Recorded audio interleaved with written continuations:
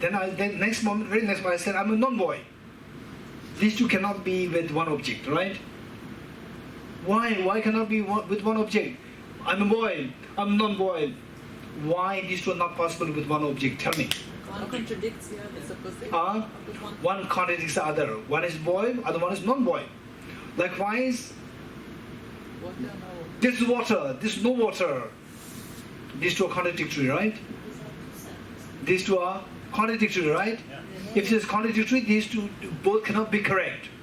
But from the object side, not from the subject side.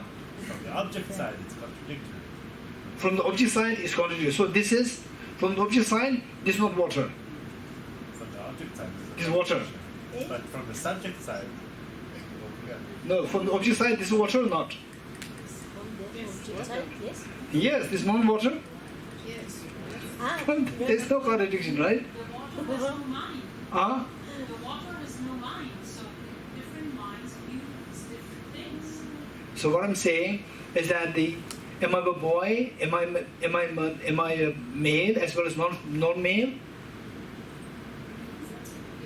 Depends on the subject. Okay, so Subject says. huh? When you say about boy or girl, it's one subject that tells contradiction. But when we said water, no water, these are two. Very good. Okay. Did you all follow what is your name? Nuid. Okay. What Nuid said, did you follow what Nuid said? Is when you say I'm male, I'm non-male. When I say two opposite things, I'm saying this with respect to one subject. One subject meaning, say for example, let's say the Mikhail, right? My mind, each one of us, our mind, look at the Mikhail, she's female, she's non-female, right? So we are describing the same object in two opposite characteristics by one mind, by one subjective mind. So with one subjective mind, you cannot see two opposite things. You have to see one thing. Whereas the same object with two different subjects, you can see two opposite things. There's no contradiction. So water, non-water is not your same mind is talking about. It's not that your same mind is talking about that being the water or non-water. It's two different minds. Mind, naked eyes, looking at it, sees this is water. And the electron microscope, looking at it, is no water. You're getting it? Two different subjects. With two different subjects, two different things is allowed. There's no problem. Yes, Tipila? How did you conclude that the atom group decided that no water? Just I cannot hear you. why you got the conclusion that the atom group said there is no water? Because if there was a cat here, he wouldn't say this is a water, but he would still agree. No, it's not the atoms. It's you, Group B. Yeah. Group B says there's no water there. No, it said there are atoms. Atoms are there. Atoms are not There water. was a difference, it said there are atoms. Of course, there are atoms. So, amidst the atoms, where will you find the water? This is our description of this substance. Is a very called. Do you see water or not? This is my question.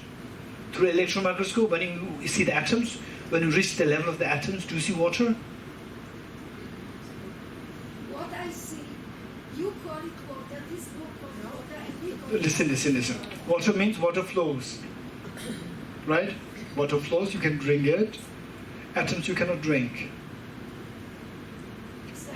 Okay, so the point is very simple. Let's say, for this, if anybody has the same thought as what Sipila has, it's very important that you have to watch NASA companies, the documentary film, which is the 10 to the power of 10. You must watch that.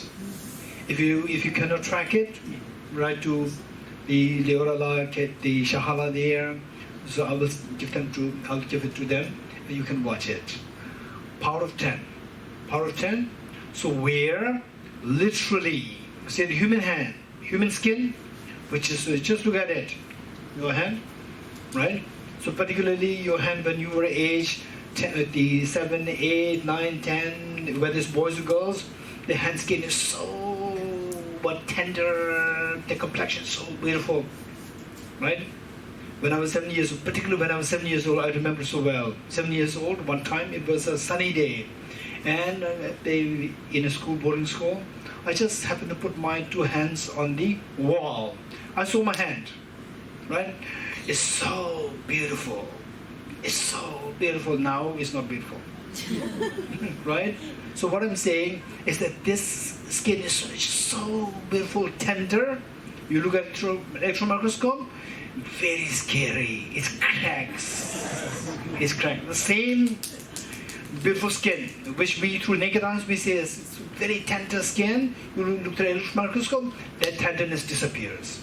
And you go through this electron microscope deeper, no chance to see this tender skin once more. Never will you find it. So this is what we have to be convinced.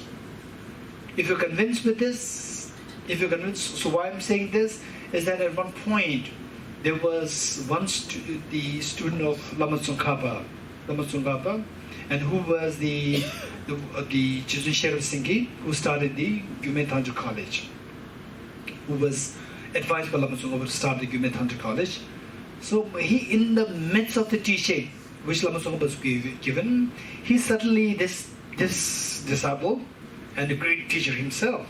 So this teacher, the disciple, suddenly grabbed himself like this, grabbed like this. Then Lama Tsongkhapa said that, yes, amongst the audience is somebody who understood emptiness. Now it's a very scary experience. The self tends to disappear.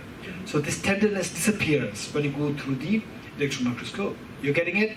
Okay, with this acknowledgement, then the question is, which of the two perceptions, as Novid said, there are two perceptions taking place there.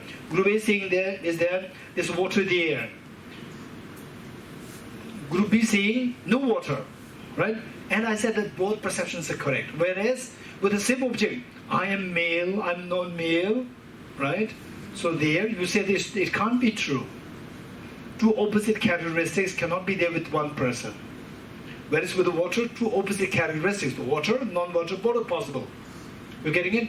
So this is in the context of two different subjects. Whereas I'm male, I'm not male. So this is with respect to the one subject. With respect to one subject, you cannot see two opposite characteristics on the object. With two different subjects, it is permissible. It is permissible. You're getting it? Okay. So now, from this what we come to realize is, even if these are two subjects, my question to you, even if these are two subjects, why should you see two different things there? There's no two different things, it's just one thing. Entity-wise, it's just one. You're getting it? Yes, sir, last time we learned that. Entity-wise, one. Right? Object, when you go to this object, it's just one. But then how come that the two different things appear to you? Tell me, anybody? It's a conventional truth and ultimate truth. Okay, one is conventional truth, one's ultimate truth. Anybody else? Yes? So what I said is, I did not say the atoms. I said what? Water and the non-water, no water. Anyone? Yes? Maybe because the duality of the mind, The duality of the mind. What do you mean by duality of the mind? can all the time. Whenever you say something to me, you must say it very clear and easy, because I'm a dull person. I can't understand things very We easily. also all the time see one thing Yes. and the mind, and we can learn our mind to see the both things, like the left, right, and Left lobe, the right. the right lobe. Yes. The two options to see, and you can. The mind. The mind has the התודעה שלנו capacity. מפצלת, ואנחנו יכולים לראות את זה באיכות. האוטומט שלנו זה לפצל, ובעצם אנחנו יכולים לתרגל את עצמנו לראות את זה באיכות. Automatic way of mind split it, but we can train ourselves to unite it and then see it as one. Right? Okay. So if you look at through electron microscope, can we ever learn to see water? No. No. Even however much we may train. Yes. we cannot see the water, right? So two things cannot be seen in one place. No, like the symbol of the yang and yin. Yes, yes. You can see the black and the white, but also see one circle. Okay. Okay? Mm. You have this option to see. The automatically will see one side, and training to see. Trying to see the complete thing. Okay. That's good point. Yes. Maybe when you look through atoms, it's not water anymore, you change it. Yes. So my question to you is, why? How come that the same object has two different realities? Because two minds. Huh? Two minds. I'm not talking about the two minds. I'm talking about the object. It depends. It depends on Its the existence depends on the mind. Huh? Its existence depends on the mind. Okay. So existence depends on the mind. Anybody else? Huh? The purity of perception. The purity of the perception. How close do you get to the object? Okay, how close? I'm not talking about how close you is about the object. I'm not talking about the subject. If I talk about the subject, then subject how close to the object. I'm talking about the object. Or the same object, how does it display two opposite characteristics? It doesn't exist by itself. Huh? It doesn't exist by itself. Okay, it doesn't exist by itself because the Tamil lovers with what Dharma friends of Israel for the last many years, more than 5 years, right? It doesn't exist from itself. Anybody, newcomers, tell me. Because of the isolation. Because the isolates because of the yesterday. Because the glasses you're wearing. If you're wearing glasses, you see the water. You don't wear glasses, you don't see the cup even. Okay, my question to you again. This is what I really want you to give the answer. One over there. I think it depends on the goal of our looking at it. What do we search? What is the goal of our looking at the gap? No, goal means your thought, right? I'm not talking about your thought. I'm talking about the object. How the same object displays two opposite characteristics. So the subject cannot perceive the object as it is, only through its way of seeing. The subject cannot see it the way it is. It projects according to what it sees. Okay. So why I'm looking for some hands is because I want the organics. Right? Well, nowadays people look for the organic foods. Right? Right? So Flavin Dharma, Dharma friends of Israel, they've already planted many what is that? What is that company which produces all the seeds? Monesto. Huh? Monesto. Santo. Santo? Monsanto, right? So all these, they put all the artificial things there, and then there's something not real organic doesn't come out. So I want organic to come out. Okay, organic people, they're just 1 year old, 2 years old in this, the Dharma. We have the organic feelings, right? So this is what I'm looking for. So why?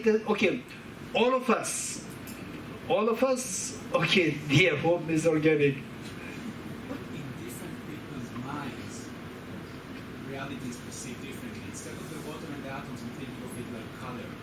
There can be an object with certain physical characteristics that I see as green, and somebody else truly sees as red. In my mind, it's really green. In his mind, it's really red.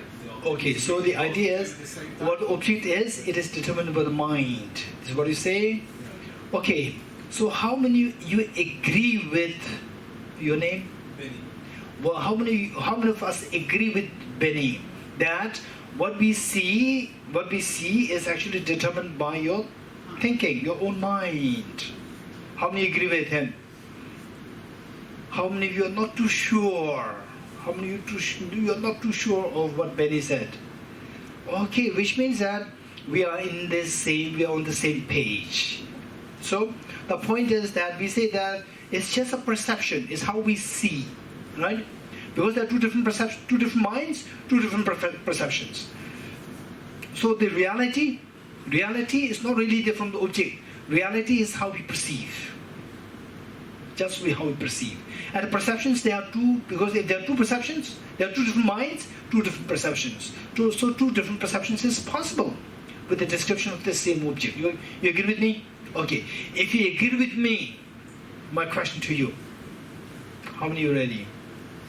If you agree with me, my question to you is, this object, which group A sees as water, which group B sees as emptiness of water or absence of water, no water, right? So you said that it's just a perception. How many agree with me? How many agree with Benny? That is just a perception. Raise your hands. Okay. If you agree with Benny, my question to you is, remove the two perceptions. What is Remove the two perceptions. What is this? We cannot know. Huh? We cannot know. We cannot know, but there's something there. We cannot know what that is. Something is there. Okay. Anyone else? Yes? Nothing's there. Anybody else? Anyone else? Okay, there's nothing there. Yes? I think water is a name. It's not the object. Okay, water is a name. It's the name of the object. It's not the object itself. Okay, what is it? So the object itself, I asked what the I don't know object what is. it is, but it could have many, many names. Something's there. Yeah. Something's there. Okay. So the that object, is it drinkable? Right? So the referent of the label water, referent, this water, right? Okay. So the referent, now if you remove the perceptions, what is there? A referent to what is left? Huh? What is left there? Hey, when it comes to a challenging question, don't throw it to somebody. It's not like it's not your responsibility. That's an easy question. Everybody says yes. Okay, what is left there? If you remove the two perceptions, you said that what you're seeing is just perception, right? Just perception. Remove the two perceptions. What is there? Benny?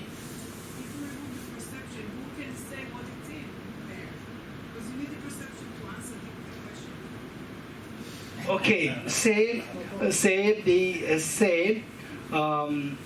which means, okay, this is a good point, but still there is something there, right? Although nobody can what is there, because no perception is there, but something is there. Is that what you're saying? Saying to answer the question, you need the perception. Otherwise, I don't know what's the answer. Because Okay, otherwise, if the perception is not there, what is really there, nobody can say. Nobody can say. There may be something. Okay, if you think that there may be something, this is self-grasping ignorance. Viewing things as objectively real. Taking aside the subjects, finish. Taking aside the perception, nothing's really there. For example, let's say a mother and a child. A mother and a single child. Mother and a single child. So in this world, person B, person A is a mother with respect to this child. In the absence of the child, to nobody else, with respect to nobody else in this world, this lady is a mother.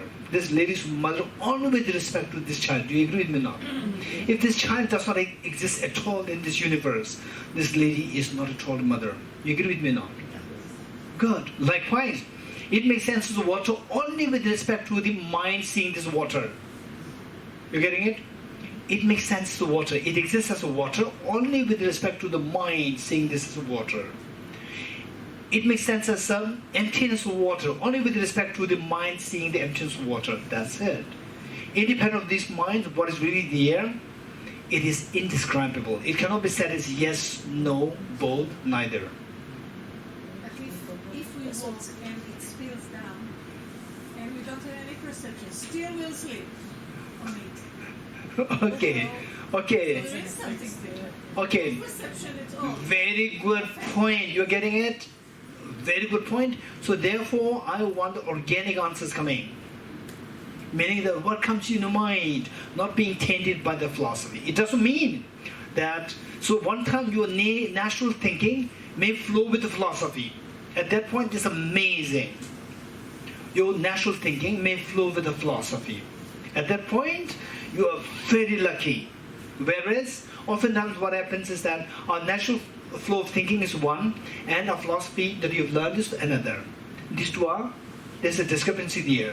And we answer from the philosophy, we don't answer the natural thinking. So when the natural thinking comes, this is from the Tamilas, not from the Dhamma Friends of Israel many years. It's the real answer coming from the natural thinking. So natural thinking should come out. And don't feel shy, don't feel nervous, don't feel, okay, so I've been with the Dhamma Friends of Israel for all these many years, still if I give the answer, he'll be very sad. Right? Don't think like this. Let what is in your mind come out. Then philosophy will make sense. Philosophy is not for us to get a degree. Right? It is for to transform our thinking. So our real thinking must come out. Then slowly, only when it comes out, we can rectify that. When we rectify, then it will flow with the philosophy. That's very important. So the point raised by Tamila is that even if we all leave this place, what is this place known as? Clubhouse? Even if we leave this place, Clubhouse, right? And then say the Tamila's last person, she also leaves. So, and a rat comes, and rat topples this, and the rat leaves. Right? So there somebody comes that, okay, earlier there was a mug there with the water or juice, but it disappeared when everybody left, all the subjects left, so the object also left, no object. So now I'll come, and then it's actually spilled, right? Spilled because the earthquake, not necessarily red, with the earthquake, it can spill, and then you step on it and you can slip, right? So these are all the realities. There's something there, right? Even the subjects are gone, still something is there. With the earthquake, it spills. If there's no the juice at all or the water at all, then nothing to spill. Even if there's an earthquake, which means something is there. Okay.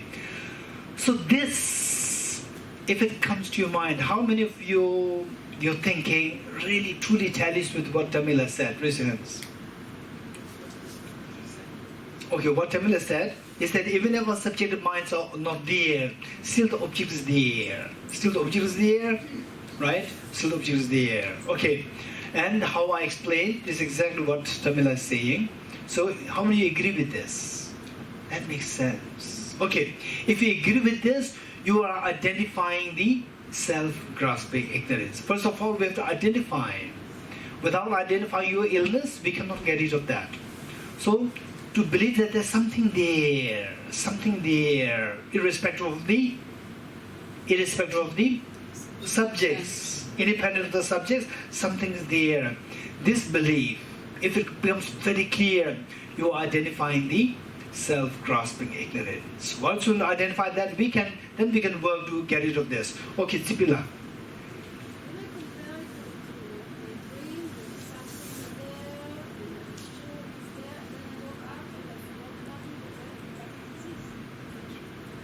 So, okay, can we compare the two like this? Say in the dream, as long as you dream, the content of the dream is there. The moment you wake up, the content of the dream disappears completely.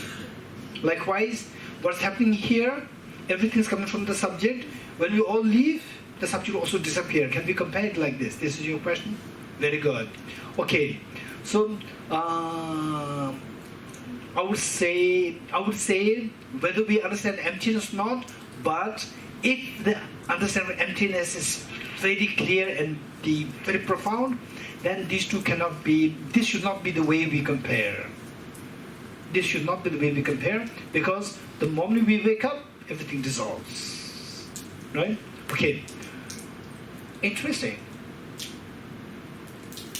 On one level, all the subjects leave, then what is inside happening? When this earthquake, what happens to all these glass and these things? They will fall down, guaranteed, right?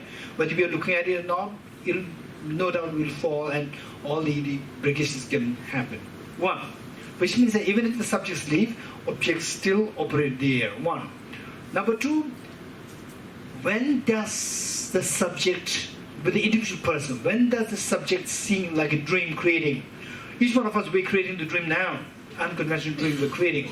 The moment we stop this, with respect to you, everything dissolves. Like, then at that point, we can see this as a comparison, a good comparison with waking up from the dream. Yeah. At that point, when you become fully enlightened, with respect to you, everything dissolves. It's quite scary. With respect to you, everything dissolves. Right? Then some of you may think that then becoming enlightened is not really fun. Right? Okay, that many years ago in America, a teacher was giving teaching about emptiness, and then the teacher asked the students, many years ago when Buddhism first started to go into America, the teacher asked the students, how many want to become enlightened? Most of the people, they raised hands. And one lady said that, sir, I don't want to become enlightened. He said, why? Those days, very likely the same thing here in Israel also, and I'm not too sure. In those days, television was just coming in the families, in the houses. So television is like the what? No, television is like the most valuable fun in those days, right? It's starting to come. It's not easily available everywhere. So the lady, in her mind, the greatest fun is watching television. So she said that, I don't want to become enlightened. And teacher said, why? If I become enlightened, I cannot watch television. Right? Likewise, if I become enlightened, everything dissolves. Okay, don't worry. Right? Okay. So the point is that these misconceptions, let's say profound concepts, can easily lead us to nihilism. You're getting it? Emptiness, not about nihilism. Emptiness, it must be free from the two extremes. Extreme nihilism and extreme of absolutism. It must follow the middle way.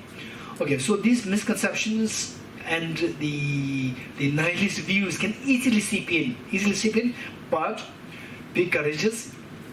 At the same time, don't be complacent with one teaching, right?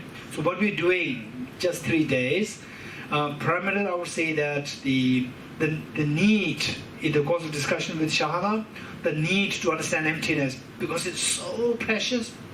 I just feel that it is very important to do the emptiness in this course as well. So sensing that in Israel, for people to really take leave for like 5 days, 6 days, 7 days is very difficult.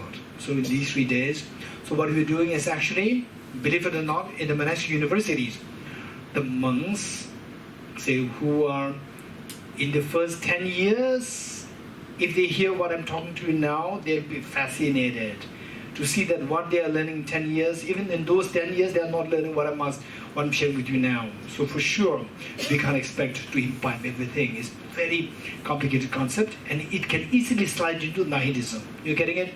But just keep going with this. Keep going with this. Study this. Next time another teacher comes, again, attend the teachings, read the materials, His Holiness Dharma's teachings, if you get the possibility to attend it, if not, online, right? His Holiness Dharma's teachings, they are very powerful, particularly to emptiness bodhicitta. So this is something that we need to keep in mind. It's just an ongoing process. Don't think that it's just within one session. If you get it, I get it. If you don't get it, I don't get it. There's no hope. It's not the case. Okay, so why I'm saying this is that this emptiness concept is so precious. So precious, and the danger is that it can easily slide into nihilism. Whereas if you say the first time you hear about emptiness, and then the feeling of excitement, feeling of the curiosity, for sure they're not talking about nothingness. So what do they mean by emptiness, right? If this is the kind of curiosity coming to you, Aryadeva, he said that you are a very fortunate person. Because oftentimes, those with less merit will not even have a doubt in this teaching. Someone talks about emptiness. What is this? Totally nonsense. It's nothing, right? So this is what many people can easily slide down into, thinking that, oh, Buddhism talk about nothingness, nothing is there. They